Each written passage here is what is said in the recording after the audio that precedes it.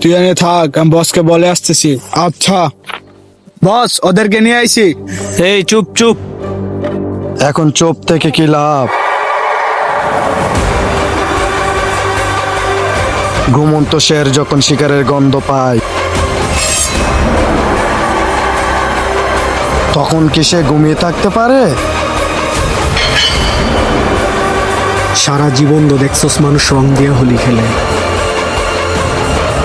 কখনই কি দেখছস রক্ত দিয়া হোলি খেলতে?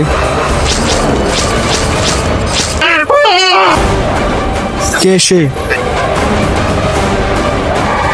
হায়দার।